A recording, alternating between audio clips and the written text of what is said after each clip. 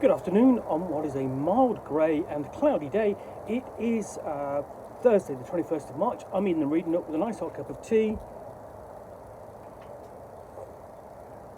and a big pile of things essentially that I want to talk about that I have been reading or I'm in the process of reading. Because I got asked by somebody on a comment, right, what are you currently reading? I'd be interested in hearing about that, because one of the things is that because I've made so many of the unboxing videos, sometimes you're seeing a video that I made literally a year ago, and it's just the nature of things. I do them in batches of 5, put them up, move on next, and they slowly creep up.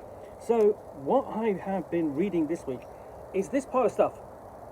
So the first thing the thing I'm actually currently reading right now is Robert Holdstock's Mythago Wood. And the thing is, in all the cases I've done unboxings on most of these, and I'll actually have done reviews of some of these, or they're in the process of being reviewed. This, in fact, is I'm reading sort of like for two reasons. First, for pleasure, because it's a complete change from what I normally read, with a lot of kind of either history books or detective fiction, or an awful lot of role-playing products to review. And I read this first 40 years ago when it came out. I've still got a copy of a paperback of it somewhere. And it's really interesting to read this again and remember it. Essentially, for it's the second time. Some books I do read several, over and over. Joanna's Dream of Electric Ship by Philip K. Dick. I probably read at least once a year. But this is the second time, and the other reason I'm reading it is for a online book club which I belong to and attend. Which is always a lot of fun. We always enjoy reading the books for those and discussing them. And currently it's a series of, the theme is Appendix N, inspired by the Dungeon Master's Guide for Advanced Dungeons and Dragons First Edition.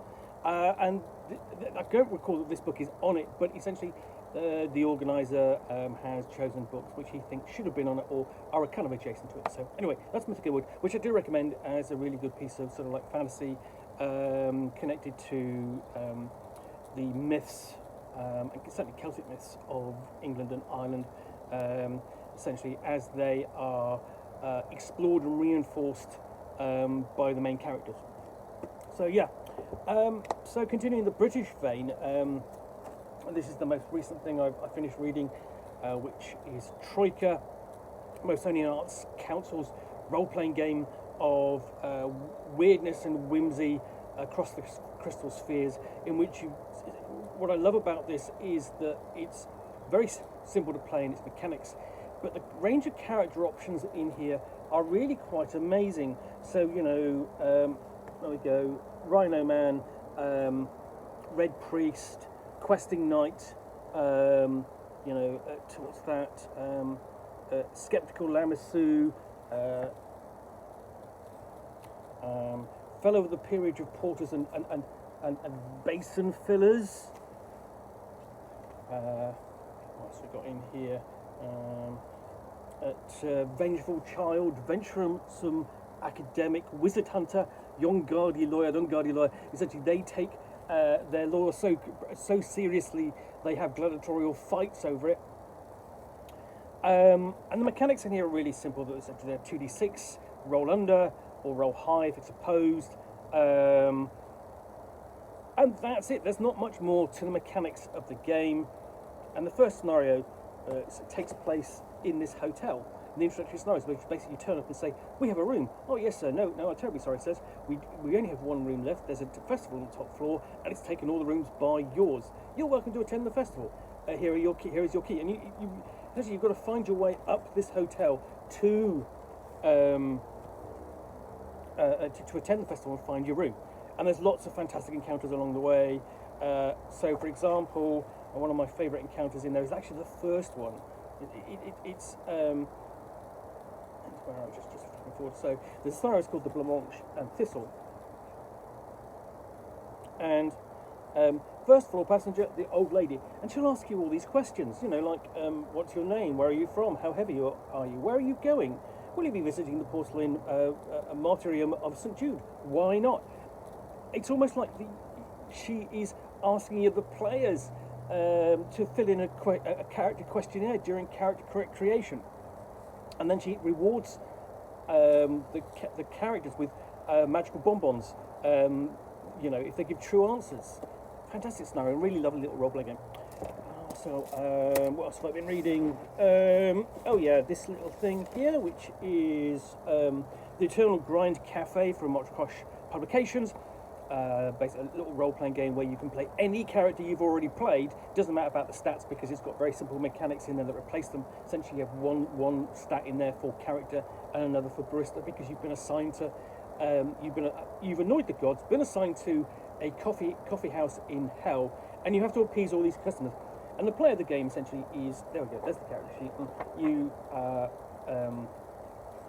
So you've got all these characters like Woman in Tears, Mango Magaman, Escaped Convict, or Larkish Leprechaun. And the Game Master essentially is meant to roleplay all those. I actually think it's probably better if the players take turns role-playing the characters.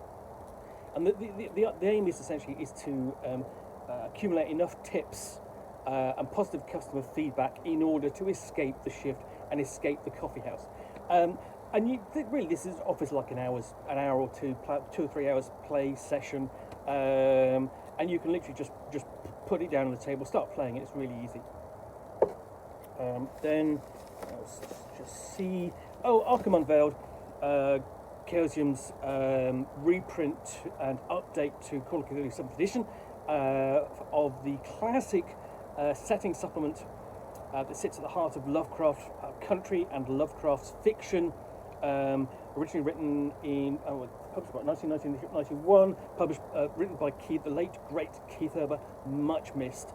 And this updates it to the new edition. So essentially, what it does is it opens up the rest of Lovecraft Country for the 7th edition Call of Cthulhu, and there's lots and lots of good scenarios out there for Lovecraft Country, and it also provides a base for the player characters, because essentially for the investigators, because the thing about playing Call of Cthulhu is it's a peripatetic kind of game. You are always journeying to one location or another, even around the world if you're playing something like Mask of Nyarlathotep. To overcome a problem. Here the problems are on your doorstep or in the neighbourhood or in the surrounding county, and you'll always come home to your boarding room or your apartment, and there's always the possibility that you'll bring that home with you. And it's also the site of Miskatonic University, so there's another option there if you are running a campaign based around students there. Which is a possibility. There's a decent campaign based set there as well. See if I can find the name of it, because there is a good bibliography in the back of this, which I really liked, because it acknowledged all the source material. So let's have a look. Other sources.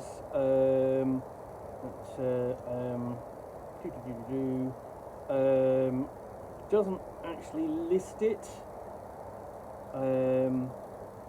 but yeah. So anyway, if you're looking for something a little more grounded in your Call of Cthulhu campaign, this is it. And then Vermissian Black Ops, which is this is a supplement for Heart, which is a British role-playing game set below a spire which was home to dark elves, and then got invaded by essentially the high elves, and they've been subjugated, and they're fomenting rebellion within the spire, even though they're alongside the fact they have to serve. And then underneath you have the sort of like the Undercity, which is where the rebellion is kind of based, but for the most part, people are kind of wanting to explore deeper beneath the Undercity to the heart. And there's suggestions as to what the heart might be, and reasons why the characters might want to go in and visit it, examine it. And it's a dungeoneering game with a very different tone, but it's also home to the Vermissian Black Ops, or the Vermissian. So the Vermissian is the mystic non-Euclidean transport network which runs from the Undercity all the way up the spire, and it's used by members of the Ministry to get around, also by the crime gangs as well. But in this supplement, you play essentially terrorists. One man's terrorist is another man's freedom fighter, and vice versa. But you're freedom fighters using the Vermissian to go up and down the spire to undertake missions for the Ministry, for the terrorist organisation. It kind of inverts the kind of style of play you get in Heart, where you're always going down, you're wanting to go and explore and find the heart, the mysterious thing at the far underground. But this sort of like connects the setting back into the spire. It can be run without spire. Spire can kind of influence it in terms of background and setting, but essentially you are doing strike missions, assassinations, that sort of thing, that you wouldn't normally do in Heart. It's more of a thing that you would find in Spire. So that's what I've been reading this week. Another thing, what I've started reading as well is the Kalunga Plateau. This is issue 2 of it's a fanzine which describes sort of like a classic Lost World style plateau or mesa, far away from civilization, and so far I don't like it. My problem with this is that you have descriptions of all the tribes in here, but I'm not really getting a feel for the place and the geography yet. The first issue was not very good because essentially it presents, okay, here's the plateau, here are the character classes that are associated with the tribes on the plateau, and then gave you an adventure in which you get to the plateau, which is sort of like, well, you give me information. I felt it could have been more interesting, but you concentrated on really playing on the plateau with the characters you already that reside there. So I'm not yet feeling a real strong sense of place with this, and it doesn't help. It is written by someone whose language is not his first language is not English. Now that's not a natural criticism, but it does mean that some of the phrasing is unclear. So yeah, I mean, it is readable, it is understandable, but some places you're just going, what did you actually mean? So what else have I got on the list to review and read? Now the thing is, why am I reading this fanzine? I am reading this for my fanzine Focus Strand, and I do this every few times a year whenever there's a bank holiday. I'm up to about the 33rd time I've done this, I think. 33rd, 34th, something like that. So for a weekend, I'll review roughly about 8 fanzines for the weekend. So you can imagine I've done sort of like 30 times 8 reviews of fanzines over the years. So from Boyd, I've got like the Book of Misery, which I've not yet read. For Old School Essentials, I've got the Medieval Menagerie. I really enjoyed this. The first one. I'm going to show you because it's inspired by the artwork that you found in the marginalia of illuminated manuscripts that monks would draw. There we go, just to show you there. That's why I really like it, and it's bringing those creatures from the page, from the marginalia, into your fantasy game, and it is ever so slightly weird and wonderful.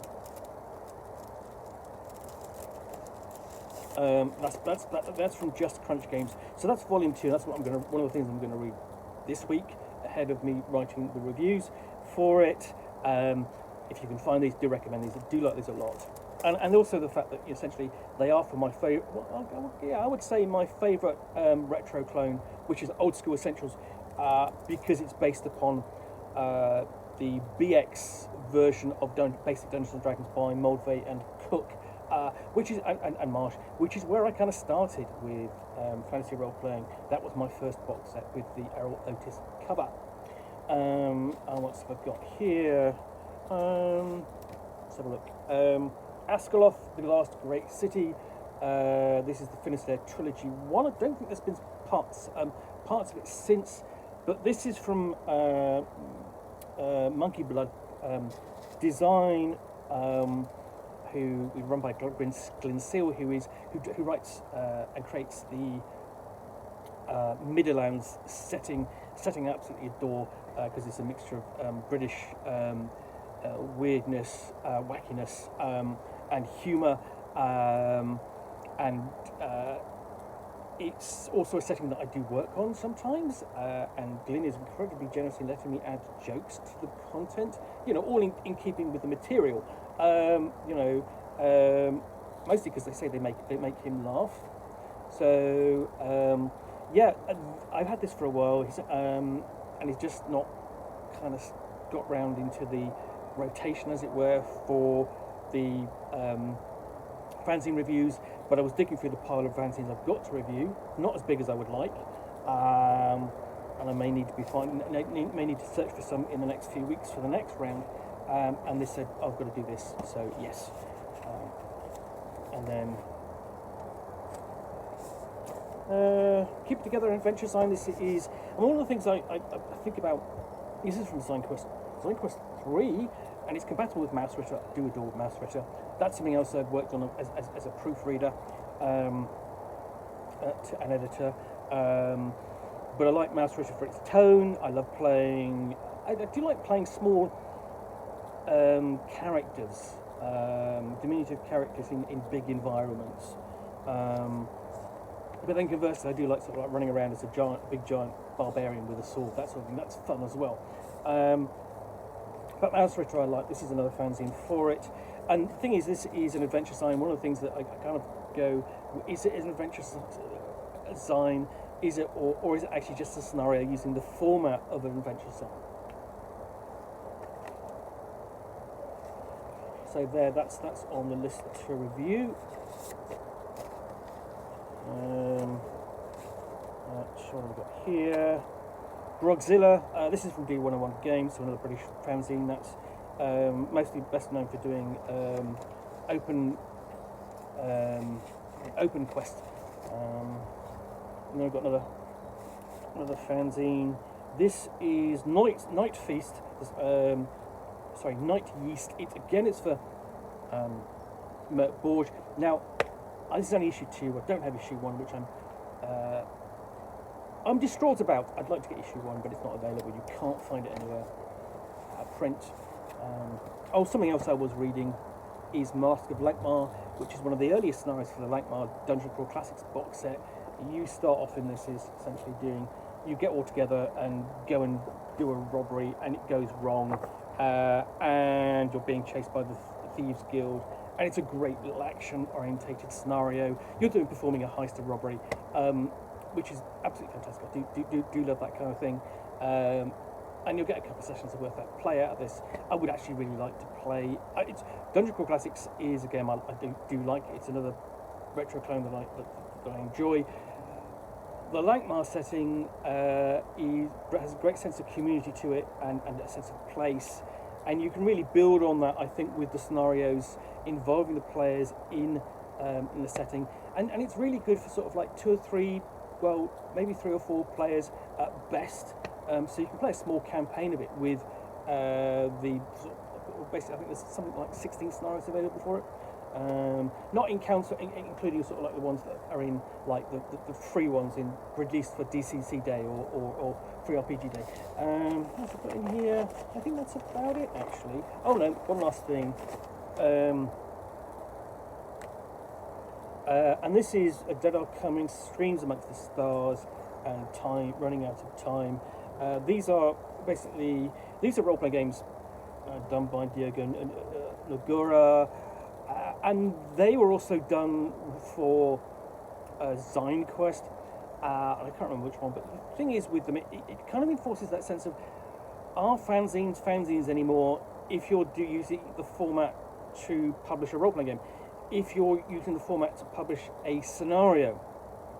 And I have no particular problem with you doing that as such, but I'm saying, is that what you're doing actually creating a fanzine? So that's what I am reading at the moment. I'm thinking about what I'm going to be reading next after that, because I'm always sort of like thinking about a week and a bit ahead. In my current case, I'm thinking about a month ahead as well, because I'm thinking about what I want to review in May in the lead up to UK Games Expo, the biggest role-playing and board games convention in the UK. That happens at the end of May, beginning of June, that weekend, and it's always worth going to. And it's on my doorstep anyway, and I'm really looking forward to that. But that's a couple of months away. But I've still got to keep in mind what I want to review ahead of that time. So when I arrive at a convention like that, I go, "Hi, I am reviewing your books, and and I'm continuing to review your books. Here's what I've done lately." And just keep, the publishers are very generous giving me books to review. I want to make sure that they know that I am reviewing them. Anyway, so it's enough 20 minutes of your time with essentially what is my reading list. Let's put that back up.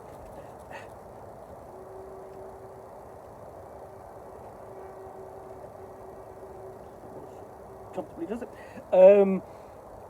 Yeah, that's enough time taken of me essentially talking about my reading list. For the person who asked for this, well, I do hope this satisfies their curiosity. This is not going to be a regular feature because otherwise, because I'm dependent upon the weather and when I have time, for which I actually don't have time to do this at the moment because I'm editing. I've got a piece of emergency editing to hand. I've got an article to finish for the end of the month. And I have 2 reviews to write for tomorrow and Saturday, and play a game tonight. So and do my full-time job.